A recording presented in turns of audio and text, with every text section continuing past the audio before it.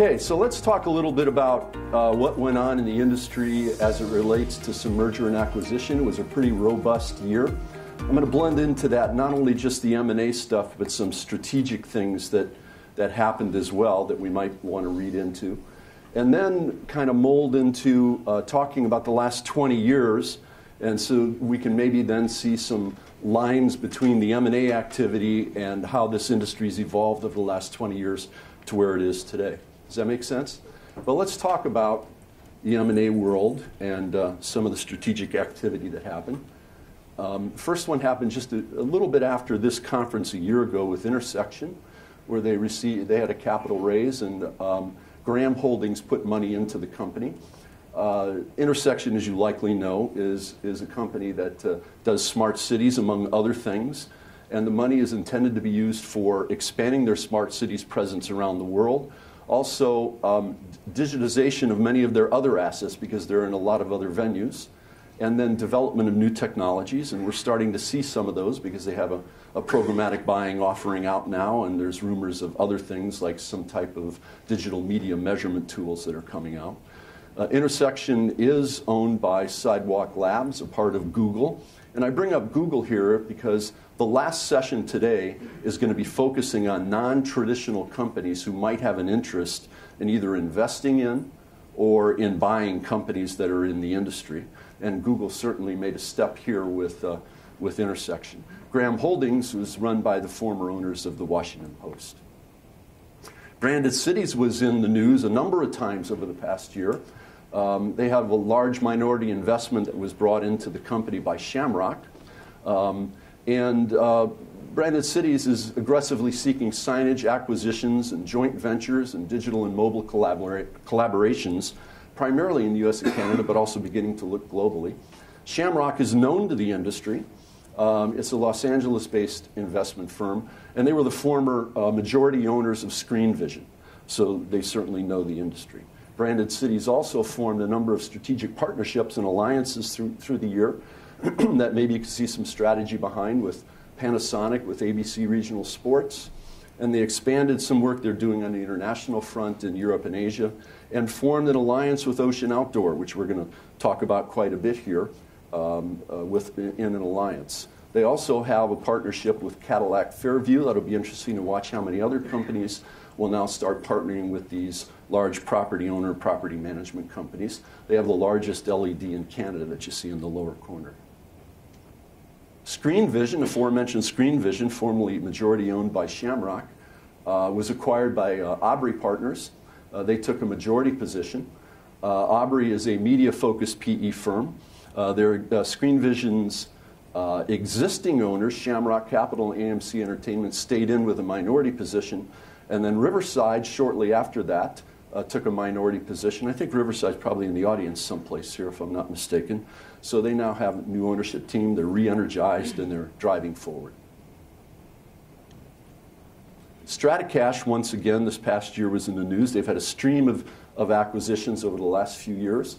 This one was with a company called ID Click, and they're a digital marketing and signage provider that focuses on the healthcare industry. This is an advertising-based play. They're headquartered in Brussels.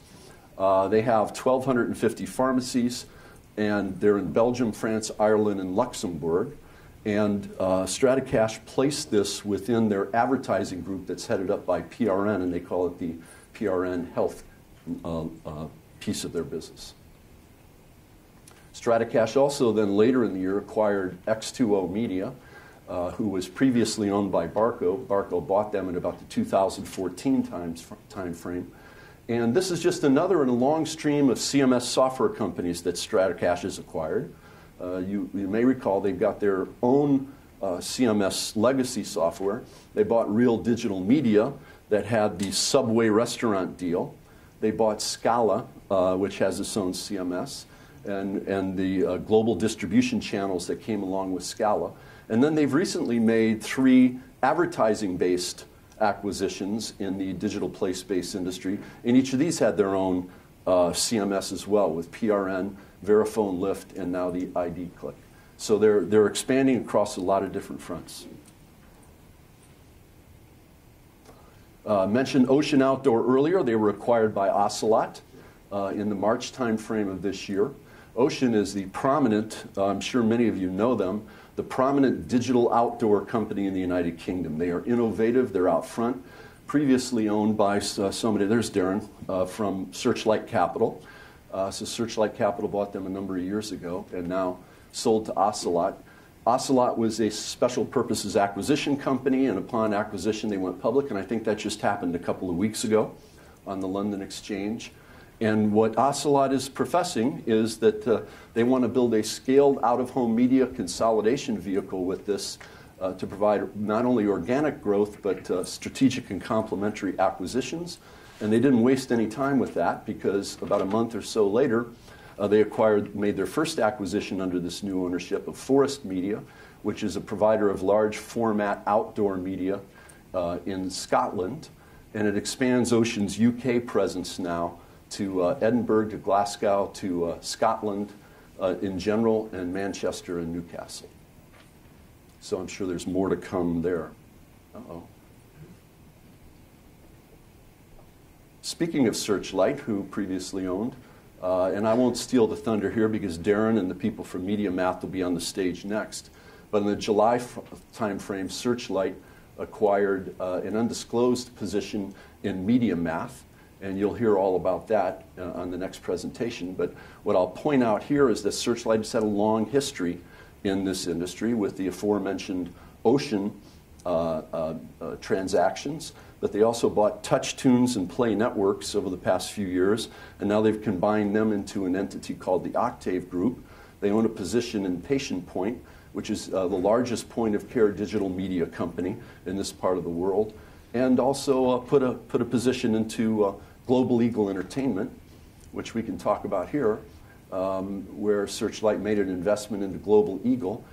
You all know these people. You may not know them by their name. They're the provider of in-flight entertainment and advertising on the airplanes. They are really the provider of this in this part of the world, and they're also in executive lounges as well in airports. AU Optronics this past spring acquired a CMS company, CMS solutions company called ComKey. This is an interesting one because AU Optronics is a $12 billion Taiwanese electronics company that specializes in display manufacturing.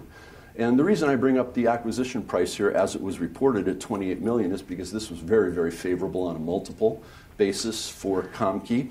It likely included the earnout at full basis, but this was way above some of the multiples that you see Mark Boydman talk about in the analyses that he does. But this gives ComKey some legs on a number of different fronts. Okay. YCD Media, this one goes back a little over a year, but they're under new ownership. They have numerous iconic clients. I think Sam's here, right? Sam, raise your hand. There he is, CEO. And they have numerous iconic locations in AT&T stores, Microsoft stores, T-Mobile, Samsung, but you also see them as with the Marriott Marquis in Times Square, the New York Stock Exchange, the Cosmopolitan Hotel, so a lot of marquee locations. This one's not an acquisition, maybe not yet, but iHeart, as you likely know, filed for bankruptcy. iHeart is the 90% owner of Clear Channel Outdoor. Clear Channel was not included in the bankruptcy filing. And the Wall Street Journal reported at the time that the Clear Channel was clearly the cash-generating business with high margins for iHeart. They were supposed to be emerging from bankruptcy this month, but this is the last day of the month, so it may not happen here. And there's a lot of speculation, and the reason I bring it up on this chart, that once they come out of bankruptcy, there's some talk of spinning off Clear Channel or selling it. So we need to keep our eyes on that one. The Urban Digital Network in the UK made a growth acquisition. They acquired a network of a number of displays in 53 shopping malls across the UK to expand their footprint. Zeta Media was in the news a number of times last year, including listing on the NASDAQ Stockholm main market. They filed for the public offering. Zeta is a total solution digital signage company. Their geographic orientation is in Northern Europe. They have the dominant position there, the strongest industry position in Northern Europe. Then they turned around and acquired WebPro, and WebPro develops and sells customer digital signage solutions, and their claim is 75 IKEA stores around the world and a large number of McDonald's restaurants in Russia. And so this adds to Zeta's position in Europe. SCG Digital acquired RMG Networks. RMG was formerly listed on the NASDAQ exchange. I'm sure most of you are aware of this one. SCG Digital is an affiliate of RMG's then chairman, a guy named Gregory Sachs, who Adrian has had up on the stage here a number of times at this event. In October then, just earlier this month, RMG consummated the deal and they exited the NASDAQ exchange. Coincident, there was more money that came in from a PE firm called Virgo Capital. And that capital infusion is intended to go toward what they say growth and acquisition. Diversified made an acquisition in the UK, a company called Digitavia. This is back in June. Diversified is a digital media managed services company. This is a company that provides solutions to end users. They have multiple people's CMS software that they'll use for this, and they'll do soup to nuts, turnkey type things. Digitavia does much of the same thing over in the UK, and this is Diversified's first acquisition into Europe, maybe showing its hand of being a bigger player over there. They already had a hub in South Korea, and now this is their first hub in the UK. JCDecaux acquired APN Outdoor in Australia. Australia is the 7th largest advertising market in the world, and APN is the leading out-of-home company in Australia, plus a position in New Zealand. The assets that APN had were very consistent with JCDecaux's main business, and this also gives them a springboard into the growing New Zealand market. This one is a little complex. Alibaba, as you know, is the Amazon of China. And they made a significant investment into this industry. It's their first investment into this digital signage digital place-based media group. So it came in 2 or 3 different pieces. I'm not going to drag through the detail of it. Some of it went straight into focus. Some of it went through a piece related to Alibaba that went into focus, and some of it went into a company controlled by the founder and chairman of the board. And what it ended up being is about a 10% position in Focus Media. And it's their first entree into out-of-home. Again, we'll talk about these kinds of things on the stage. Adrian has people on the last section today talking about non-traditional companies with an interest in this space. Almo Pro AV, an audio-visual company, significant one, acquired part of Insteo. Almo is North America's largest AV distributor. They sell only through resellers and not to end users. Insteo specializes in digital signage content, so this is the content piece being added to this. And they now can provide comprehensive digital signage content services through their distributors. SciComm was acquired by Global Payments a couple of months ago. SciComm is a provider of payment and technology and software solutions. I'm sorry, Global is a provider of payment, technology, and software solutions. SciComm provides cloud-based SaaS services, including digital signage, digital menu boards, and also POS solutions, primarily into the QSR and fast food, or fast casual restaurant industry. They have a significant customer base that includes 4,000 POS clients, about 27,000 digital billboards, and they have enterprise management systems in about 7,000 restaurants. Their largest client is Burger King.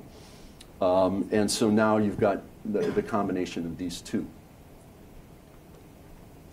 Creative Realities, who I think Rick is in the audience. Rick, where is he? CEO of Creative Realities.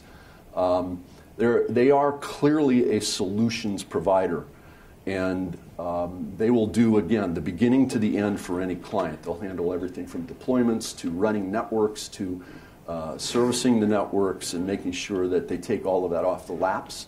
They acquired laps of the users. They acquired Allure Global. Allure is a provider of digital signage, digital menu boards, and digital signage analytics.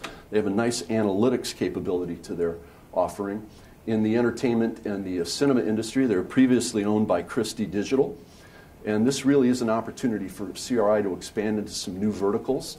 They now have a relationship with companies like McDonald's and into the motion picture industry and sports stadiums and arenas, plus that analytics package offered to it.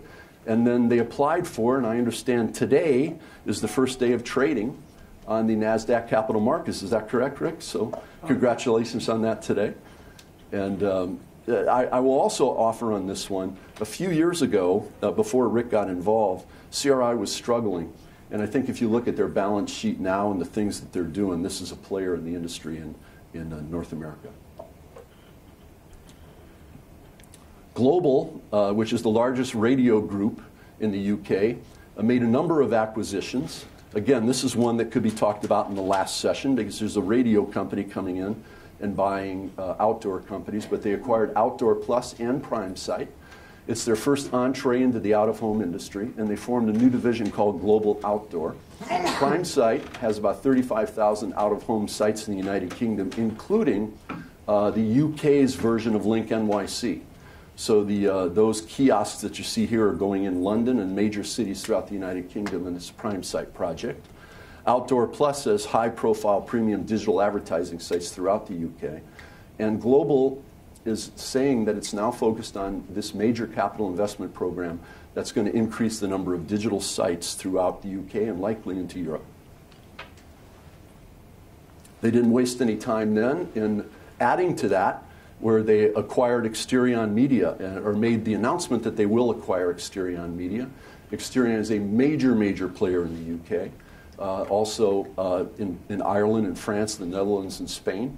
It's the former CBS Outdoor, for people who know this. And one of the big projects that Exterion re-won not too long ago was the London Underground, the TfL project. So this is a big deal added to the Global Outdoor portfolio that's now in a number of different things, radio, outdoor, and other things, and online. Captivate and the Executive Channel formed a partnership in September. Captivate in the elevators, I think they're in the elevators in this building, and in Class A building lobbies. They formed a strategic partnership with a like company called the Executive Channel. ECN is UK and Europe's leading provider of these kinds of services. And what they've been able to do is provide one-stop shopping for advertisers across both the places that they are in Europe and in North America. They claim to now reach 14 million viewers and 12,000 digital elevator and lobby displays in the United States, Canada, London, Paris, and Germany. And then Trison recently acquired TMM. TMM, a Parisian company, and Trison, a company in Spain. And Trison is an AV integrator, and they also add to that an area that a lot of people in retail are looking at, and that's sensory marketing. So sense and overhead music and how to make the environment more conducive to people buying. And they have implemented 10,000 projects in 98 countries, a bunch of blue chip clients, as you can see. And TMM has implemented about 4,000 projects in 10 countries, many of them these marquee clients in France. So I know I breezed through those, but there's some commonalities through a lot of those. And maybe we can talk about what's gone on in the past 20 years in the industry and fit this into it and to try to see if there's some trends that we see happening. And clearly, this is all based upon the fact that we consume media very, very differently today than we have over the last number of years. If you go all the way back to the greatest generation after World War II, television, or the radio and the newspaper is the way they consume media. And the baby boomers, we jump in, and television was a big part of what we did. Gen X's came in and they started to become digital, and the internet became a big player, and email was starting to happen. And then clearly now with the Gen Ys and millennials, instantaneous communication over large spans of people is vogue. Consistent with the different media instruments that were used and the way we got our information, the speed has changed. The greatest generation was happy with the postal service, and it might take 10 days to send a letter and get an answer back. Not so when baby boomers came in. We were the ones that introduced things like FedEx overnight and DHL, kind of reflective that we wanted things to happen faster. And then the Gen Xers, text messaging was the way, and emailing was the way they would do it. And the Gen Yers aren't even happy with that. They not only want this instantaneous communication, but they want it broadcast across a lot of people all at the same time. So we've seen this change, and these changes are not only true for these kinds of things, but because they consume media differently, it affects what we do in the world of advertising and merchandising. And it clearly has created this nexus of the intersection between marketing and technology. And companies in our industry have figured that out, that there's money to be made here. Unfortunately, we're not the only industry that's figured out that this, where marketing meets technology, has business opportunities, as you can see. There are a lot of different pieces to it, trying to go after money. And back 20 years ago, companies started now putting pieces together to come after what was called then the digital signage industry. Some of it was advertising based, some of it not. And Next Generation Network is the first company I was involved with. I don't know if Jerry's here yet, but the founder of that company is going to be here in a little bit. And a lot of different companies joined the industry in one way, shape, or form over all these years. And what they had in common is they were not conventional thinkers. They looked at the world very, very differently from the way the world was looked at before. And as a matter of fact, they were anti-conventional thinkers. And the concept of conventional thinking being defined as conclusions and predictions that are made without research. In essence, if you're faced with a situation today that has these kinds of dynamics, in the past, this is what would happen. And that's not what our companies have done, because that no longer works. Conventional thinking totally missed things like Brexit. It missed the election of Donald Trump. If you're from the other side of the ocean in the UK, it missed Leicester, and Peter doesn't like that. Well, he wasn't a Leicester fan, but they probably beat his team, Tottenham. Leicester winning the British Premier Championship, and 10 days ago, how many people used conventional thinking and said that in U.S. American college football, that Purdue was going to not only beat Ohio State, the #2 team in the country, but blow them away? Conventional thinking, Henry Ford was clearly not a conventional thinker. He said at one time, if I had asked people what they wanted, conventional thinkers would have said, I want faster horses.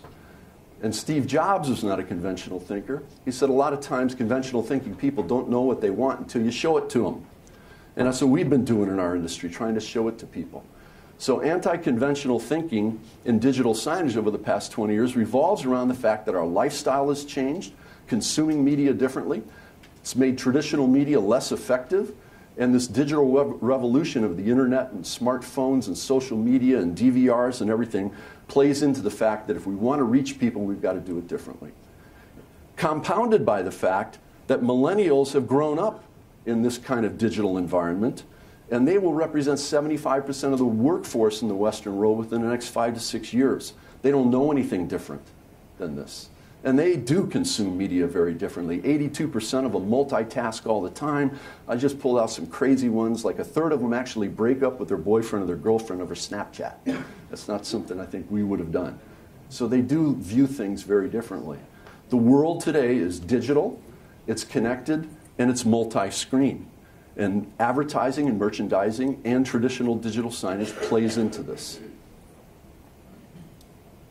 And if you want to reach this digital community that has multi-screens that they get their information, they multitask, and they're connected, then this is a way to do it. This is one of Mark Boydman's slides. I saw Mark walk in the back here, that he shows the effectiveness of this. And if you do this right in what we do, you can get high levels of awareness, much higher than ever before.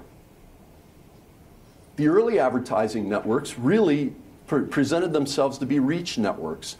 Reach networks just trying to aggregate large audiences to rival television, because we thought, clearly, this is where we could go to get the money to pay for advertising on our networks. So you had one of the first ones, NGN, that I mentioned earlier, that was in every 7-Eleven store, was building out networks in McDonald's and advertising at the counter. Otis Elevator put $35 million into NGN and owned 25% of them. Eckerd Drugs, a bunch of other places, were putting screens on gas pumps. So it was all these different kinds of verticals, but they were aggregating a large audience.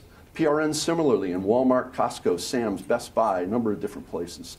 Ripple Remember, they were in Einstein's Bagels and other coffee shops, bookstores and everything, trying to aggregate audience. And what we saw over time, though, is that that didn't work as well for a number of reasons. And they started to evolve to more focused networks that had maybe common demographics, still wanted reach because that's where you can get big money coming in, but there'd be some commonality. And we see the focus into cinemas by National Cinemedia and Screen Vision and Cineplex. And Captivate started going after only elevators and now office buildings. And Outcome Media and Patient Point and condition specific and point of care medical. Gas station TV only on the gas pumps. Ad space in the shopping malls. And they've kind of carved out their niches, aggregating these audiences, but something that was easier to try to get an advertiser to buy. On the non-advertising side, it's always historically been a focused kind of approach, where each company would go through and say, this is the vertical I'm going to focus on. Reflect was a prominent player in big box. I know Bill Warren's here someplace, CEO of Reflect, or chairman of Reflect. So they focused on retail. And recently made a foray into a second big vertical with healthcare in the industry. John Ryan's known as the banking digital signage company. Creative Realities, before Rick came on board, was another retail one. Four Winds was known as the hoteliers. And YCD, you saw some of the retail stuff that they did. And you go down the list. Now, there were some people that were contrarians here, but they were very successful. Scala never had a specific industry focus, but their focus was distribution channels. They aggregated these distribution channels around the world, and they left up the specific focus to their distributors. And StrataCash went across a lot of different verticals, as well as Signage Live with the distribution model. And what it gets to, and this will be my most controversial slide, so nobody beat me up if I don't put you in the right place here, is we've had a significant change, even between 2014 and today, based on a metric of what's the degree of the solution that you provide to an end user and the ability to go global. So people that are over in this end would obviously be providing big solutions on a globalized basis. And you see, Broadsign's been doing that a long time. And they were absolutely the leader in what they do. Scala had the big distribution channels around the world. RMG, back in 2014, had just brought companies together and had offices in Singapore and London and Dubai and multiple across the United States. So this is what the landscape kind of looked like in 2014. And if we fast forward to what happened in 2018, is we've seen movement. All of a sudden, StrataCash has made a number of acquisitions. They bought Scala, PRN, Verifone, Lyft, X2O Media, RMD, and there's probably more to come. Intel, who bought a company called Ryark a number of years ago and wanted to get into this business, decided this isn't the right place for them. Creative Realities, that we mentioned earlier, bought Ronin, Broadcast International, has a relationship with 33 Degrees on the advertising side, recently bought Allure, but they're doing it in North America. But they're providing the solutions and in North America. Cineplex from up in Canada, solutions provider, and now not only has deals in Canada and the United States, but recently announced a major deal as with Subway in Europe, so it's their first foray into Europe. ComKey has a new $12, $13 billion owner from Taiwan that's boosting the things that they're doing both on development of solution and broader base overseas. IUTA closed a huge deal with Stroyer over in Europe and providing solutions in that area. YCD, you see, with a new owner. Christie decided to start selling some of their businesses, and they're kind of backing off the industry. OneLAN was acquired. I thought I had them up on one of my slides. I guess I passed over it. They were acquired by a U.S. company that had a like focus, and now this is bringing OneLAN to the U.S. And so they've done extremely well over in Europe, and now they have entrees into being one of the major players in the United States. RMG Networks, we talked about some of the things they were going on in the activities, have closed Singapore or cut back on what they're doing in Europe. But they have announced a new CMS and solution offering called Corbett that seems to be doing well.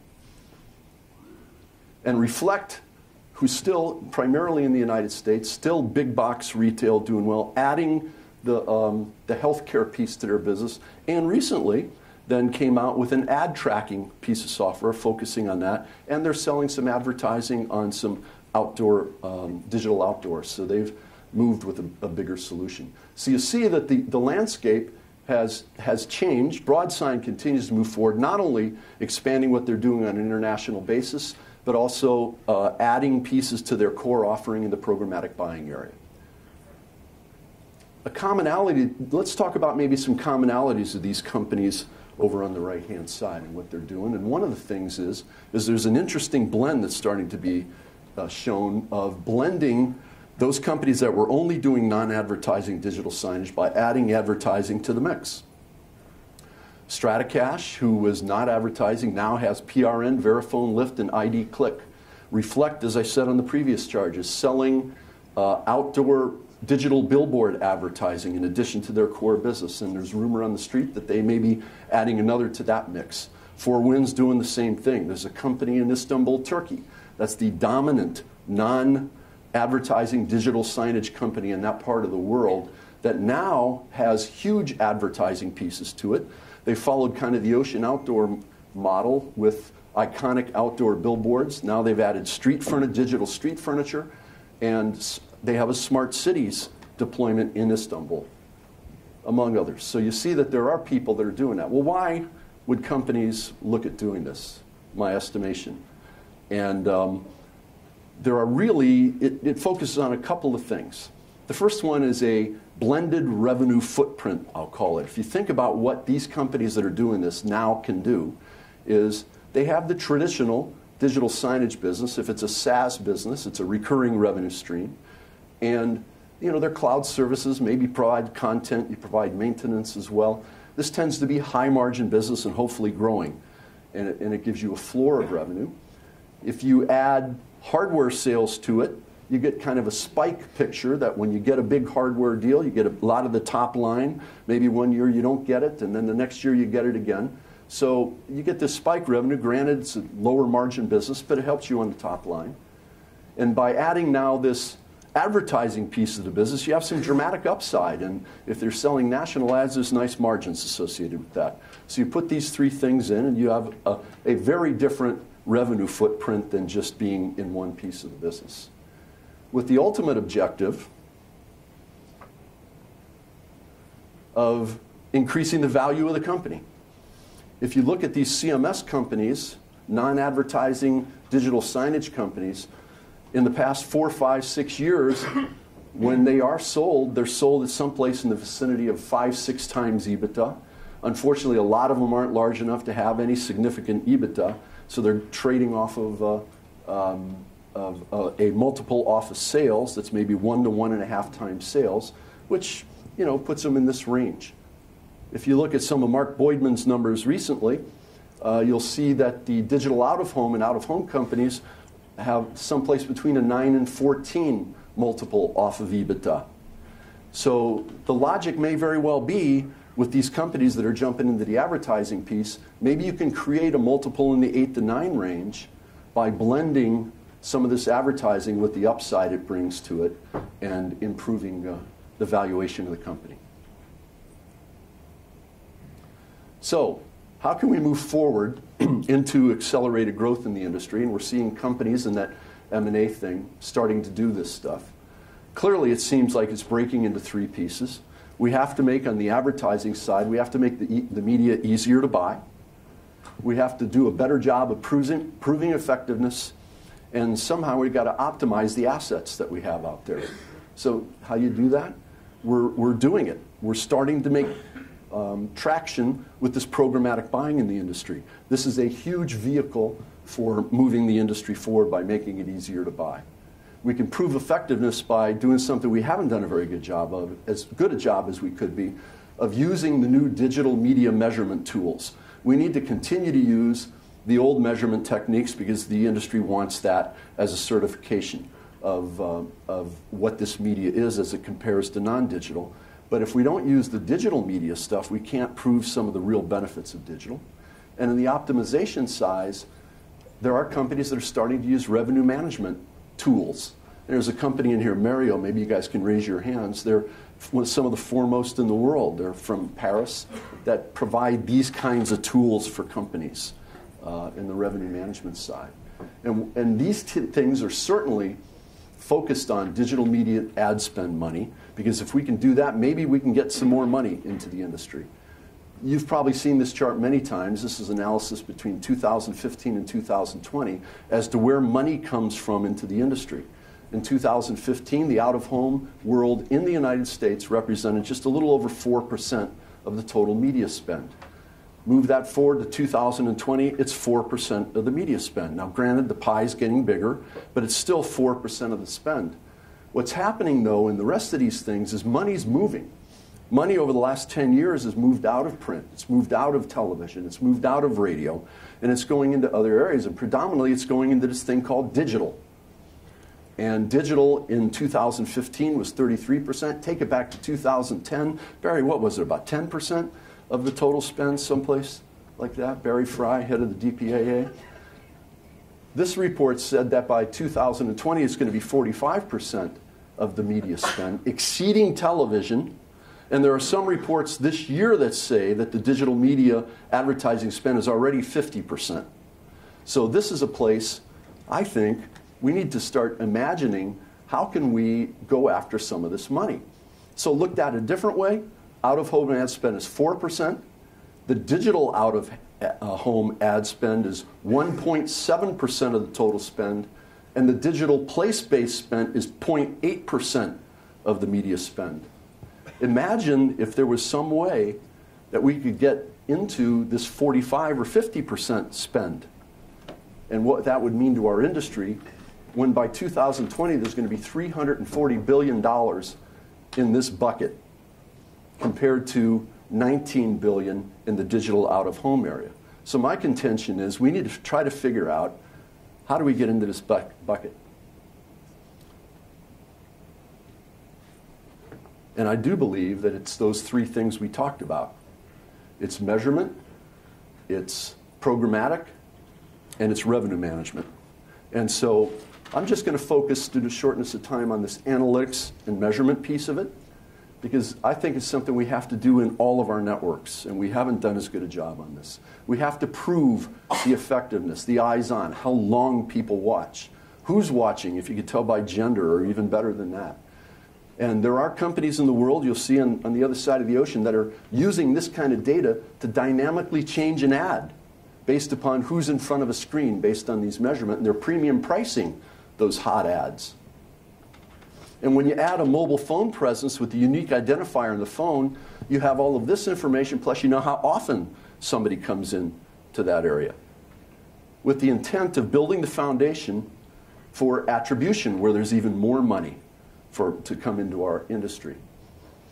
Barry Fry, yesterday in his event, one of the key themes that he said in his very first presentation was, data is a currency. And he's absolutely right. These things create the data that we need to not only be able to prove an audience, but to do revenue management and optimize what we charge for each of the assets, and also sets the table for doing programmatic buying well. So we have a choice.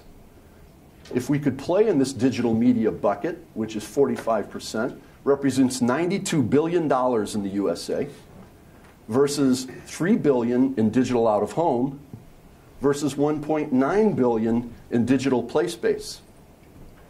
And if we can imagine, what if we were to get 15% of the digital media budget by proving it? That's a $14 billion per year opportunity. So I contend this is something we should be focusing on. And people are.